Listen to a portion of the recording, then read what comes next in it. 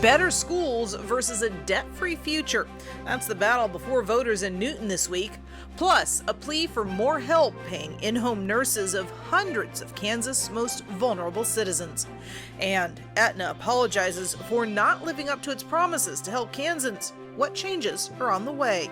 That's what we're talking about right now on Kansas Week.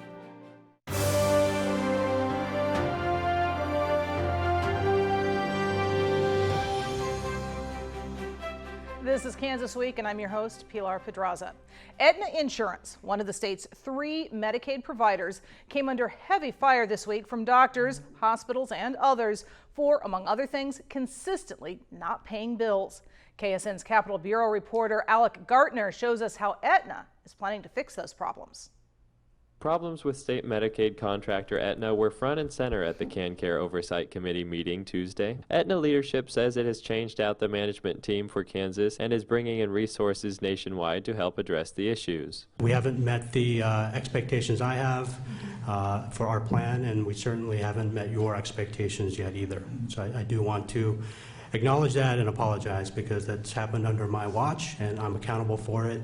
And I'm also accountable, more importantly, for fixing it. We are cautiously optimistic. We've had a lot of conversation with our new leadership team, and they've committed to us. They've reaffirmed their commitment to Kansas and made sure that they get themselves back where they need to be. The Kansas Department of Health and Environment is currently reviewing a new plan from AETNA aimed at correcting problems KDHE has seen, like delayed payments to Medicaid providers. We're going to make sure that we feel confident that they'll be able to work themselves back into compliance and deliver the quality care that we expect them to. I am confident that KDHE and KDADS will be sure that we have good, appropriate providers for our MCOs, and if not, we'll change. KDHE says there is no timetable on when it will decide if AETNA's corrective plan is acceptable. Reporting at the Capitol, I'm Alec Gartner.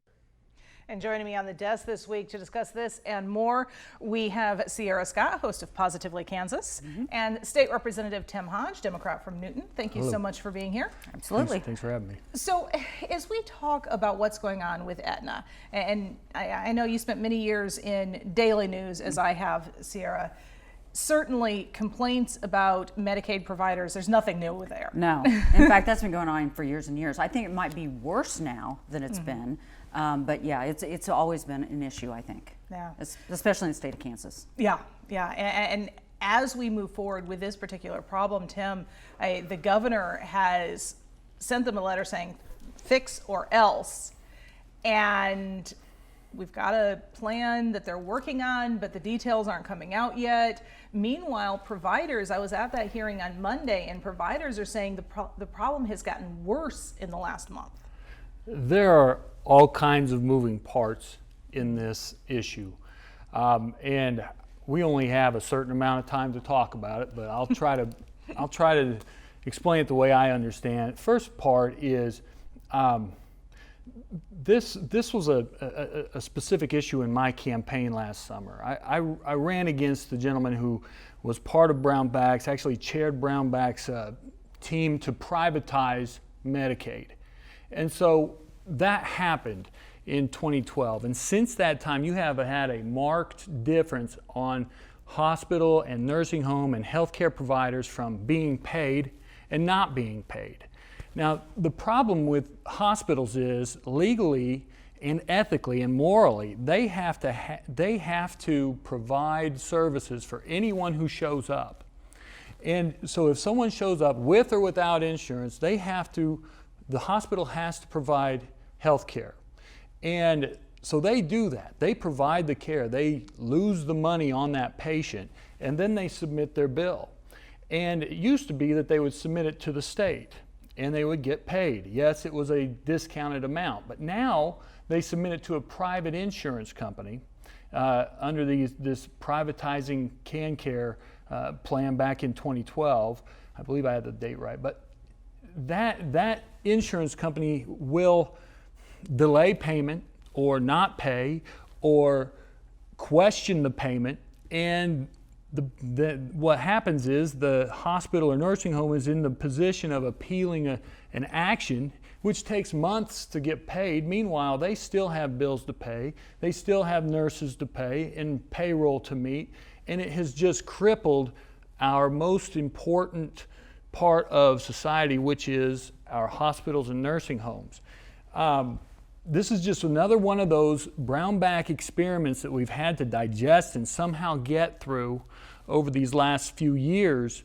And unfortunately, it's a live experiment on Kansas citizens, and it's horrible.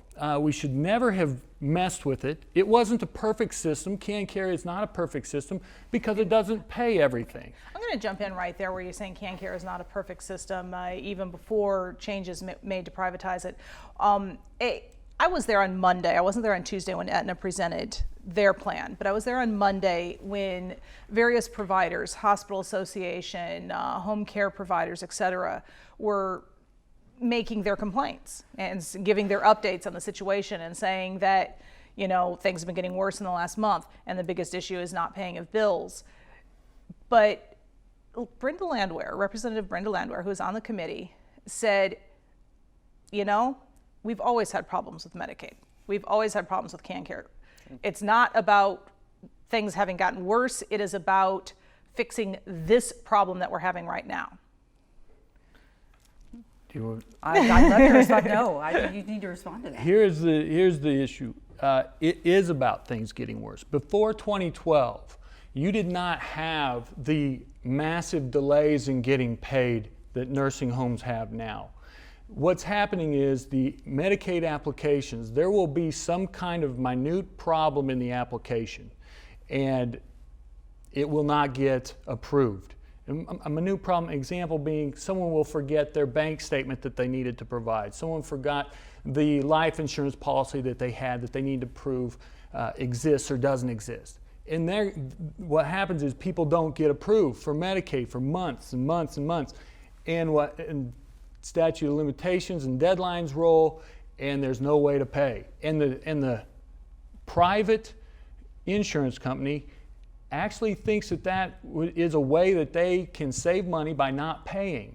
And I've had to, as a lawyer in my practice, I've had to go to court to appeal for these nursing homes and hospitals to say, no, you have to pay this bill. It's a legitimate bill, but you have to go through an appeals process, and it takes months, and it takes a lot of legal fees. And in the meantime, the hospital and nursing home are still having to pay. So when people say, when Representative Landwehr, I think you referenced, we've always had problems. We've never had problems to this extent. I've been practicing before 2012, and the applications went through fairly smoothly. Now, one little thing that goes wrong and we can't reach out and fix the problem, it becomes a 8, 9, 10 month delay in payment, and a lot of times folks die in that meantime, and the nursing home has stuff to do.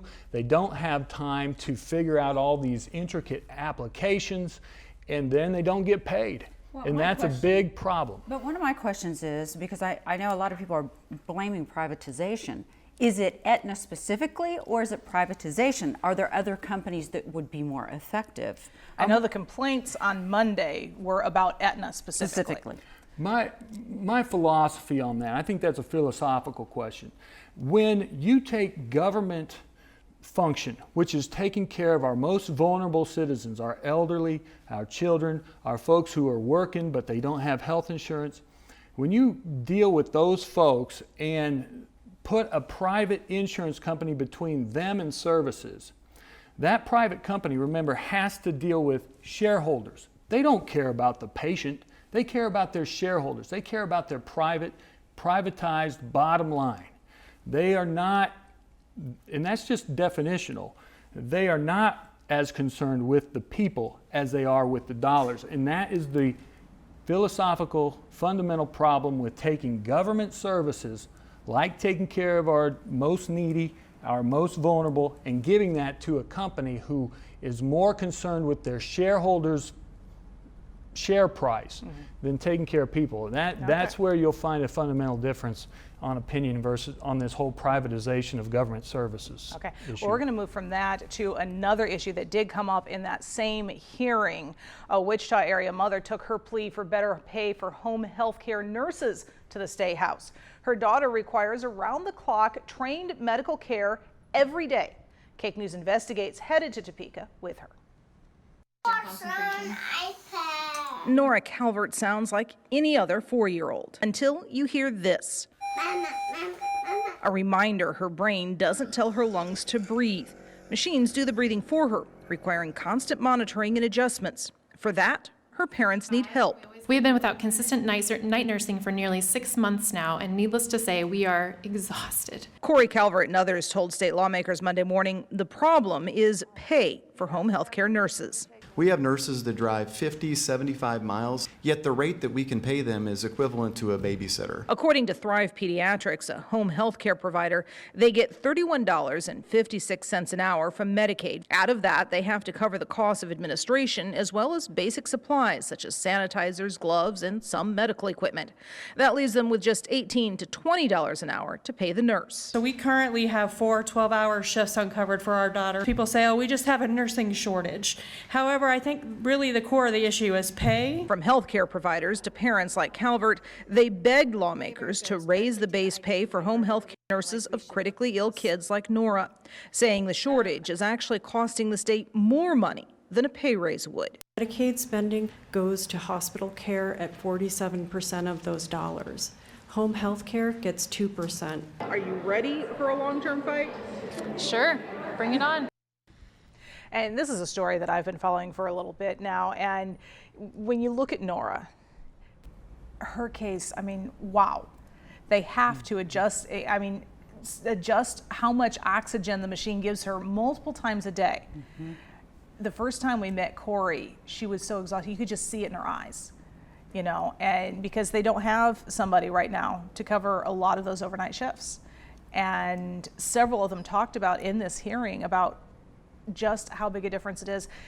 They have several kids who have to stay in the hospital longer than they normally would because they're waiting for nurses.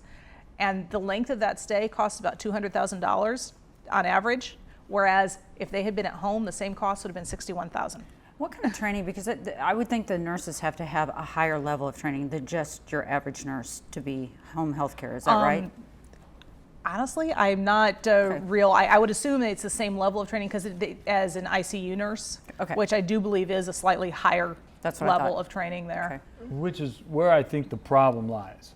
You have these needs that are needing to be met in home because, as the story pointed out, if you have these folks in hospitals, it's going to cost a whole lot more on the state Medicaid or the federal government's Medicare services. So it is cost effective to serve folks in their home. A lot of folks want to stay in their home.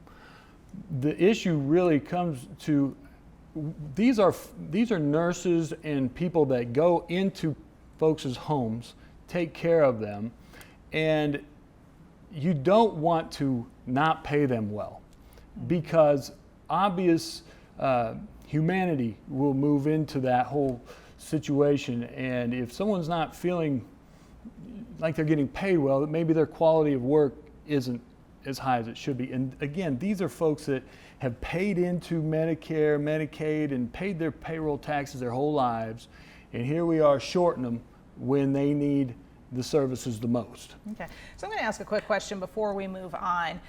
The lawmakers on the committee certainly seemed receptive to the arguments that were being made for pay increase. My understanding is that for it to be a permanent pay increase, at least, there has to be legislative action.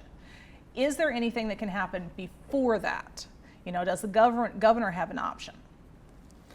I think the governor always has the option of an executive order, but does that withstand constitutional muster is the other question. Can she simply appropriate money? I think there's potential for arguments there. I think what needs to happen is the Appropriations Committee and the folks that are on the Appropriate Budget Committee need to look at this issue seriously and not just, you know, give lip service to conferees and lip service to people that are going through these horrible problems like, oh boy, we really care about you, blah, blah, blah. We need folks that will actually put their money where their mouth is and say, yes, we need to get nurses and caregivers that are competitively paid so that we don't have these problems that arise with in-home health care. Again, I've been up there in Topeka long enough to realize that a lot of nice things can be said in committee, but what actually happens on the bottom line of how much money goes into that issue is where people's hearts are. It's what Jesus said, where your treasure is, there your heart is also. If we're going to put money into this, that will show that we actually care. Other than this whole, we talk about caring, we talk about wanting to fix this or that, but we never pay for it, then that's all a lie. Okay. So the proof will be in the pudding. If money goes into it, then you can believe a lawmaker. Well, and lawmakers go back to work, as you know, Tim, in January. That's so right. we'll find out what happens then. Meanwhile, this last week, an Oklahoma judge ordered Johnson & Johnson to pay more than $500 million for deliberately pushing the sale of highly addictive opioids there. In the wake of that ruling, Cake News checked in with a local pharmacist on the state of opioid prescriptions here in Kansas. He was once the busiest in Sedgwick County, filling opioid prescriptions, but now things have turned around. George Sagbini has spent more than 3 decades filling prescriptions on Wichita's west side. Trying to take care of the patient, that's the bottom line, and keep him healthy and keep him walking and moving. But he says one of the biggest changes he's seen has come in doctors' attitudes toward prescribing pain medications like opioids. The thinking about the management, pain management, is really turning 360 degrees upside down on its head. 10 years ago, his pharmacy was the busiest in Sedgwick County, filling opioid prescriptions. That's according to a Drug Enforcement Agency database tracking opioids from 2006 to 2012. The pharmacies in the database dispensing most opioids were almost always near a hospital or other medical center. Used to have about 2 pain management down the street. Then, Sagbini says, patients came in with big prescriptions. The thought was treat the pain as aggressively as you can, because if you treat it aggressively, the patient have less chance to be addicted. Now, the thinking has changed considerably. And you see it in the way people coming into the pharmacy with a smaller script, with much more emphasis on doing alternative beside the pain treatment. Sagbini says he always monitored patients on narcotic prescriptions like opioids. Make sure they get them on time, make sure we call if there is any irregularity to get feedback to the doctor. But the state has made it easier for him to catch drug seekers with a drug tracking program, K-Track. So you can check every single person, and we do for every patient who walks in. Trust but verify. We always check, make sure they're not going anywhere else. As you look at the problem with opioids, things are actually getting better in Kansas. The number of overdoses have kind of stabilized over the last 3 years.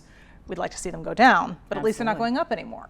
Well, I don't know that that's a good thing either, because you're still losing thousands of people every year. And I just read a book on opioids, and they were well aware, a lot of the drug companies were well aware of the addictive qualities, and that didn't stop them from offering a lot of incentives for doctors to prescribe them. Yeah, and that's what Sagbini was talking about, and that attitude of give them as much as they want for a long time. And that failed. It failed miserably. And you're seeing states like Oklahoma now take on the pharmaceutical companies, and once one wins, it's kind of like with the, I think the cigarettes, the tobacco companies, same thing. Once that little house of cards starts to fall, I think you're going to see more states doing it. Well, and I know Kansas is involved in some of those lawsuits. Right. I think these issues are going to play themselves out in court across the country in every state, and there's going to be settlements awarded, liabilities determined, and that's going to happen in court. That's why we have that system. I think the problem I think about is just a symptom is this despair. This opioid crisis is a symptom of despair. If you look at the research, it'll show that the opioid crisis is hitting areas that are economically depressed harder than other areas, and that just shows that people are struggling. I mean, if we're struggling with a 40-year-old tax policy that has rewarded wealth and not work. I mean, you have to work 3 or 4 jobs, and it gets taxed at payroll levels. Meanwhile, if you're wealthy, that money doesn't get looked at. And so we've just got this idea that we have to reward wealth and not work anymore. Actually, the opioid crisis started in West Virginia, and the reason why, it wasn't that people didn't want to work. It started with people who were working very hard and were injured by working in the mines. But it's everywhere now. We have an opioid crisis everywhere. It didn't need to just start in West Virginia. It's in Kansas, it's in Newton, it's in Wichita, it's in all over in our state, and the thing is, we've got a lot of folks that are just despairing right now economically. And that's, I'm tired of everybody trying to blame the family or wanting to restore the family when we've got mom working 2 jobs, dad working full time, kids are at home and they don't have much to do. That doesn't get them an opioid prescription. I mean, they have to go into the doctor and have some sort of Sierra, injury. I've knocked hundreds of doors this summer, and I've talked to thousands of people, and they are despairing because of some of these tax policies that are coming along. And when you see the interrelation between economic despair and where the opioid crisis is hitting, there is a direct comparison. And so my point is, this opioid crisis, there are causes to it. It's not just doctors prescribing it. There's a deeper pain out there. But it's an addictive drug. There are many pain medications out there that aren't addictive. And we have if you look at a day, many addictions as well. If you look at a day of who is dying, we've got football players, we have cheerleaders. It's not just regulated to a certain area of monetary what people are making. It's across the board. It affects everyone. Okay, and Sierra, I'm going to let you have the last word on that one. There we go. Okay, because we still sorry. have 2 more I'm things passionate. to talk about. Yes, I know. It's something worthy getting passionate about. Absolutely. Definitely. Well, looking at other topics, we're going to move over to politics here. Former Governor Jeff Collier is getting back into Kansas politics. This week, he urged State Treasurer Jeff LaTurner to drop his bid for the Senate and run against freshman U.S. Congressman Steve Watkins instead. In a public statement urging Jake LaTurner to challenge U.S. Representative Steve Watkins, former Governor Jeff Collier argued the move would help, quote, nominate a candidate that can win. This public opposition to Watkins comes in the wake of a week of rumors and speculation he was on the verge of resigning to avoid a scandal. Watkins tweeted, "Let me get this straight. I have to deny a resignation that no one called for? Got it. Done. Okay. Going back to work. See you in November." According to the Topeka Capital-Journal, he also appeared to duck reporters' attempts to speak with him at a public event about those rumors. Collier issued a statement saying the Eastern Kansas District's voters are solid conservative folks who deserve to be represented by someone sharing their values. LaTurner issued a statement saying he was humbled by Collier's encouraging words and would take time with his family to prayerfully consider his suggestion. Now, I know there were a lot of Republicans who are not happy with Watkins in that position to begin with, and we're saying that he would be primaried out anyway. So this push is not a surprise. I guess the surprise is who it came from. Former Governor Collier. A lot of people, I think, thought he was gone. Is this, a sign of politics to come? I'm not going to get into Republican infighting, but it's a free country. People can say whatever they want, and it's up to folks to defend themselves, of course. But yeah, like I said, it sounds like it's rumors, and if they have something, like the old phrase goes, if they got teeth, bite them. And if they don't have anything, then let's move on. All right, well, then we're going to move on. Got it. So a Harvey County town is divided over a pair of school funding questions that could cost property owners $85 million. They're settling it with a lot of public signs and a mail-in vote. Cake's Breanne Smith takes us there. The town of Newton is divided. We're only as strong as our schools and the support that we give our kids. Our kids are everything, and that's what community is all about. Citizens of Newton just don't need another pile of debt put up on them. We're drowning in debt. The community is set to vote on an $85 million school bond issue. The money would go for updating security in the schools and remodeling, as well as building a new K-6 school south of Highway 50. School officials say the first option needs to pass in order for the second to be put in motion. Well, the hopes would be to create safe and secure spaces for our students and our staff members.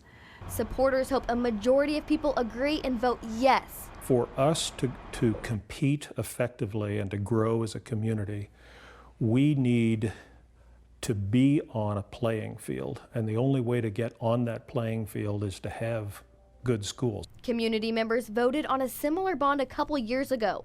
It failed. Opponents don't want their taxes to go up. If the bond passes, taxes would jump $120 a year for a home worth $100,000. Business owners would pay even more. Vote for your kids' future, your grandkids, and their kids, because they're going to inherit all this debt. I want to make sure that our students have today's tools available to them, as well as the teachers, because they're having to work in that environment. Now, this argument between taxes and debt versus we need good schools, this goes back to the 1800s in Kansas. It is not new. Yeah. The only question is the town and the mount. Right, that's exactly right. And the thing is, everybody always wants great schools, but they don't want to pay for it, is what it amounts to. Because nobody wants a tax increase. I mean, but you got to look at, what are you growing? Your students are your future. They're your future employees. They're the people that are going to make your community go. And I think it's so important that you put money towards that. Okay, Tim, this is your backyard. I'm going to give you the last word. It is my backyard. It is my town. I love my town. Been working there for 15 years. And basically, I want great schools. Everybody wants great schools. There is no argument on that. Everybody in this argument has good intentions. The problem is that Newton has a very high mill levy already. Newton has high water rates because of some boondoggles that have crippled us, frankly. I mean, yesterday in the paper we had a story where the city is taking over ABI, a $6.5 million bond issue that the city guaranteed. And so that's more debt on the community. And so my point on all of this is that if Newton is going to pass these types of things, library, school, they're going to have to deal with high sales tax. They're going to have to deal with high water bills. It's going to have to deal with high mill levies. That's where we're going to leave it. That's where we're going to leave it. Thank you both, Sierra, Tim, for joining me. I appreciate you being here. Hope you've enjoyed our discussion. We'd also like to thank our news partners at KSN News, Cake News, and the Wichita Eagle for sharing their materials with us. For now, have a great week.